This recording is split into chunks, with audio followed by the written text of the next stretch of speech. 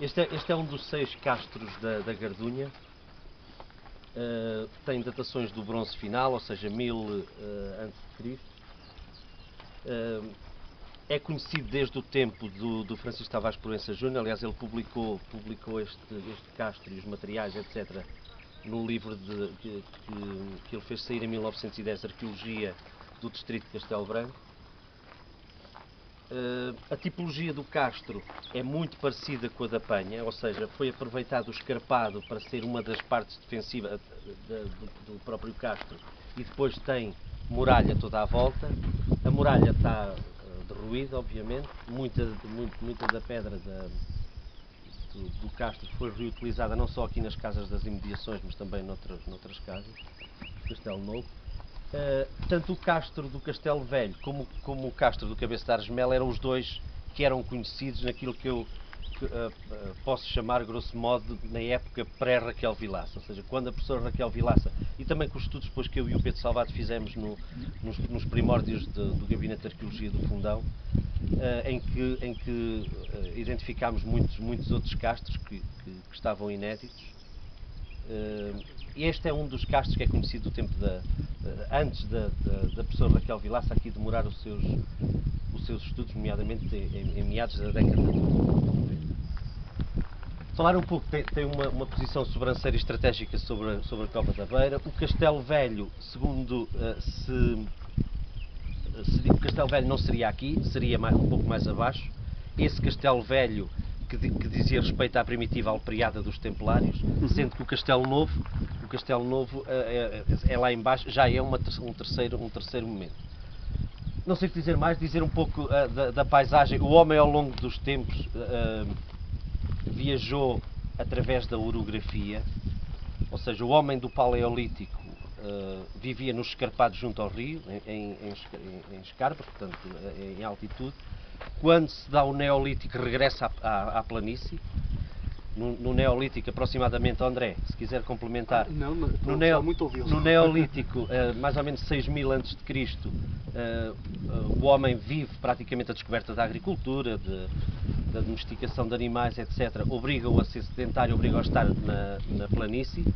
E depois, logo a seguir, no Calcolítico, na Idade do Cobre, o homem tem necessidade de marcar a paisagem com elementos, por assim dizer, megalíticos, não é? As antas, os dólmenos, os crocoletos.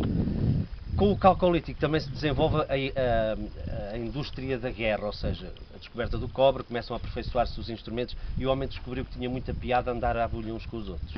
É nessa altura que isto começou a dar para o torto. E então, era o futebol da altura, não é? Só que havia mais sangue, não sei.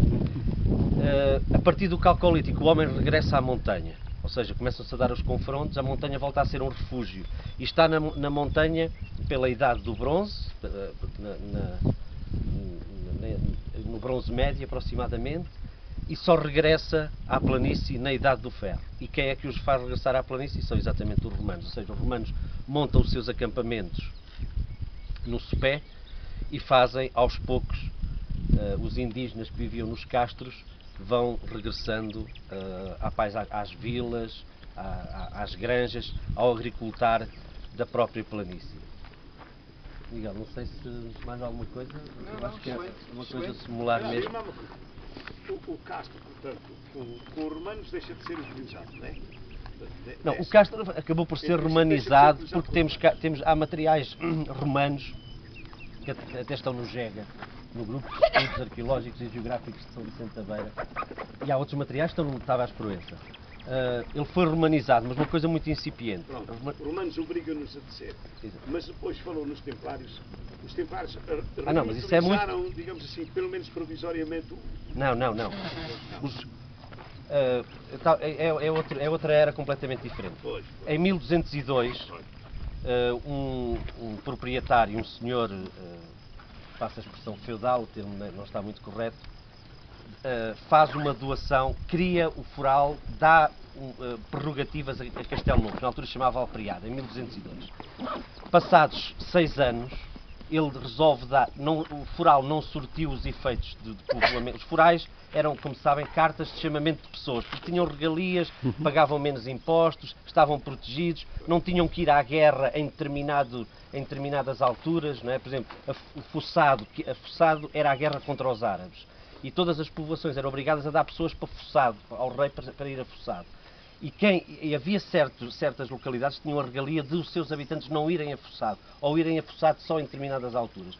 E então as cartas de povoamento, as cartas de foral existiam exatamente para isso, para povoar, para chamar pessoas para um sítio ermo que não tinha... Mas eu já lá chego. Com a romanização, o Castro é abandonado. Mas depois, há aí zonas onde há uma espécie de postos de vigia que se supõe que eram utilizados pelos templários como postos de vigia, postos militares, não é? Portanto, será que eles aproveitaram alguma estrutura a título provisório? Só... Isso não se sabe. No tempo dos templários, a presença dos templários em Castelo Novo foi um bocadinho incipiente, não foi assim muito... Foi mais da Ordem de Cristo.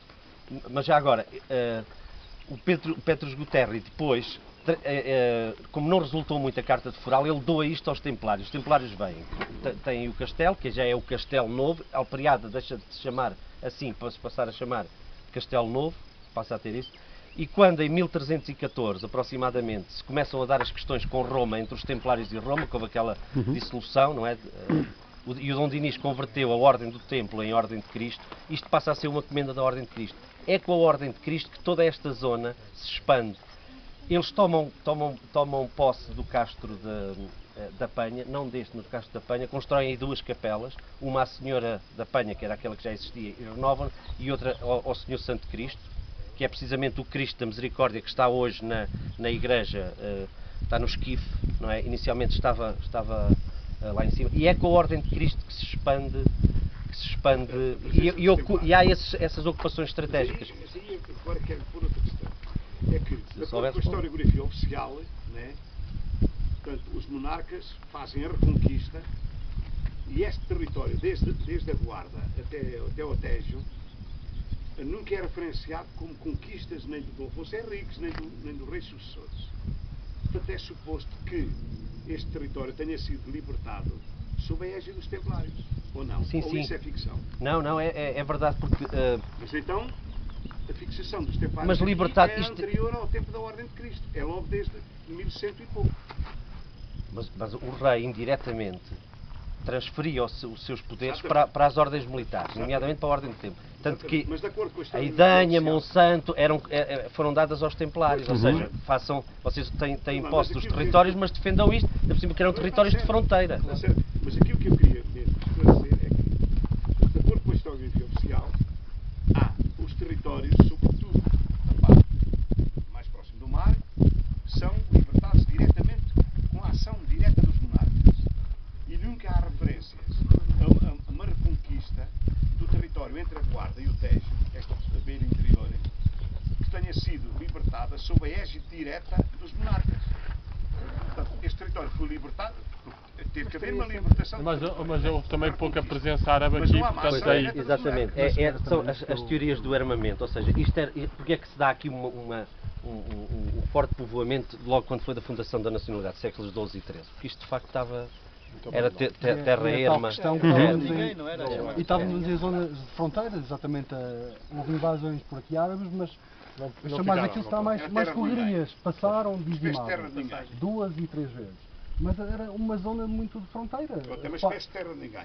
Mas também é suposto... Sim, mas vou-lhe só dar outro exemplo.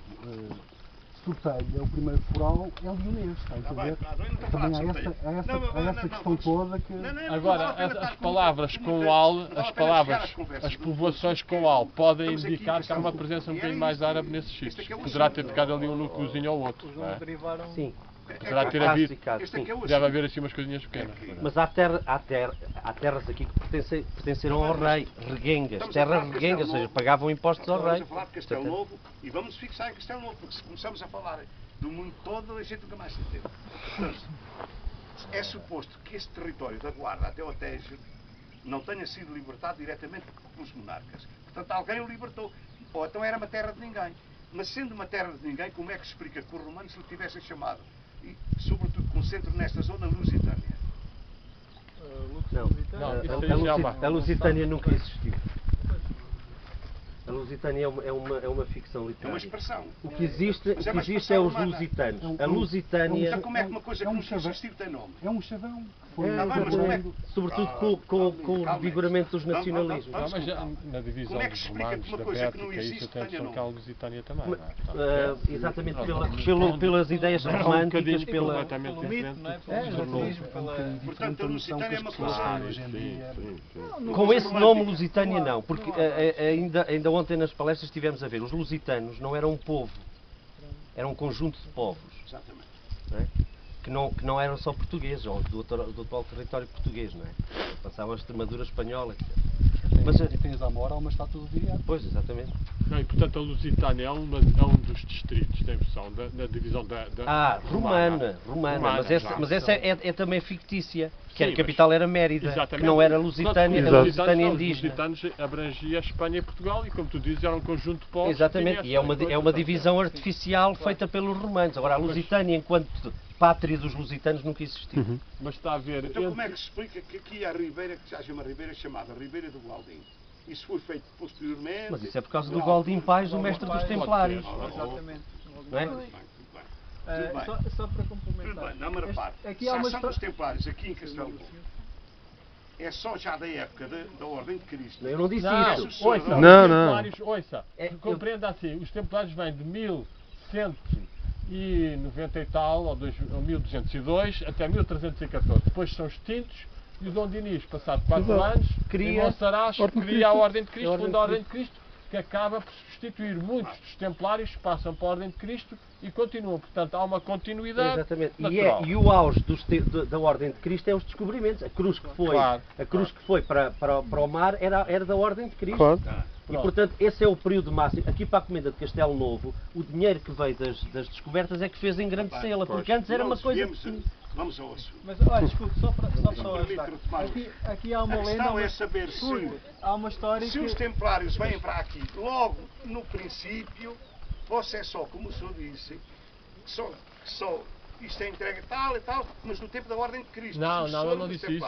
Não, isso ele não e a disse. questão que eu coloquei, Mas ele não vocês disse isso. rodearam a questão e evitaram tocar no assunto. Nem sequer tocaram no assunto. Não, Porque então... a questão que eu coloquei inicial era esta. Se os monarcas, né, de acordo com a historiografia oficial, libertaram, digamos, o país da Reconquista, claro, na faixa costeira, e esta zona nunca é referida, portanto, das duas uma, ou isto era um deserto e ninguém ligava a isto, pronto, era um ermo, ou então alguém libertou esta zona, alguém fez a reconquista desta zona. E sendo assim, essa alguém que fez a reconquista, fê-la logo a partir de 1100 e pouco. Não é a partir de 1200 ou de 1300. Mas eu vou ajudá-lo. Portanto, a questão é esta. Olha. Os Templários estiveram aqui logo a partir da fundação. Sim, é natural. Ou é só depois? Não, mas é que o senhor não fez a referência, não disse isso. Ele falou em... Ele falou no plural, Eu estava a falou falar em libertar, mas libertar o quê de quem? Libertar o quê? E libertar entre como? É que aqui não há para libertar, porque isto era terra erma. Exato, pois. É assim, sabe qual é que é a última referência que nós temos da passagem dos árabes aqui? É no século VIII, 718. Rodeiam as questões, cara. Não, mas Bom, olha, vamos... mas Ó Pedro, Há Pedro. uma história, há uma lenda que diz, que, segundo se consta por alguns entendidos, que houve uma suposta batalha de Dom Afonso Henriques aqui neste local. Se assim foi ou não, A lenda existe, e até porque se chamam São Vicente da Beira Lisboa Pequena. Exatamente. é só para o ajudar nesse sentido. Pronto. E até há Olha, uma mas vamos- relíquia do São Vicente lá, penso que é. Vamos então só dar a palavra ao Pedro. Pedro, só para o Pedro intervir, peço que Já seja terminou muito... aqui, termina aqui não. Eu peço que o Pedro seja muito sucinto, Sim, 5 minutos porque já senão, se 5 já minutinhos, falou. 5 minutinhos. Se fizer favor, senão começa-se a alongar, já é meio-dia. Vais gravar e tudo. Fala Pedro, isto é para o YouTube, já direto, via... Estou a Vou pôr a brincar. gravata, desculpa. Ora bem, o que é que se pode dizer mais? Já se falou aqui bastante dos aspectos históricos e dos aspectos pornográficos. Pode-se falar um bocadinho dos aspectos mais espirituais. O que é que significa subir a uma serra? O que é que significa a serra? E como é que nós, ao fazermos uma peregrinação, caminhar num sentido não só exterior, mas num sentido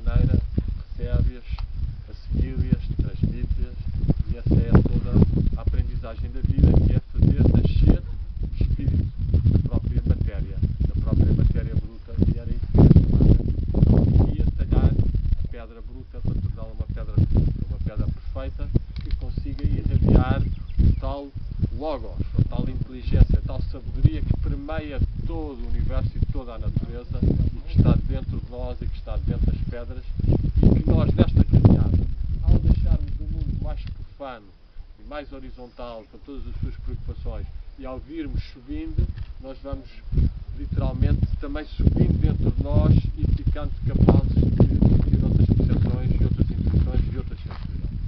E é isso que caracteriza, no fundo, as peregrinações, as montanhas sagradas que há em todos os povos, que ao longo dos séculos foram peregrinadas e das quais foram alojados monumentos afeiçoados pelo ser humano, ou a própria natureza os afeiçoou, que nos são, no fundo, pontos de referência e pontos de estimulação e de comunhão. E se nós nos encostarmos a uma pedra daquelas, como está ali, que vista de baixo é claramente o ovo do mundo, nós podemos fechar os olhos e meditar e contemplar isso, ter uma experiência de ressonância dessa forma dentro de nós, com toda a estrutura psíquica, com todas as associações ligadas com os mundos espirituais.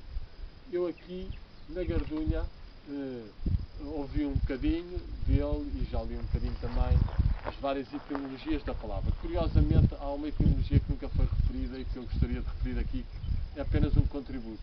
A raiz indo-europeia de Gardana significa bramar, bramir, clamar. É uma expressão muito interessante, porque na tradição indo-europeia, sobretudo na Pérsia, as montanhas é a terra a querer elevar-se ao céu. É um apelo da luz e que é derramada, e que a terra quer se ligar com o céu. Isto faz parte também de uma ideia de que não existe só uma terra física, mas existe uma terra espiritual. Existe uma terra invisível, que é o chamado mundo imaginal, onde existem então os tais espíritos da natureza, os tais anjos, que todos os povos têm. Por exemplo, na Pérsia, onde eu estive recentemente, tem muito essa tradição chamada Ziazasta, ou Fravashi, ou Dahena. São os vários nomes dessas entidades.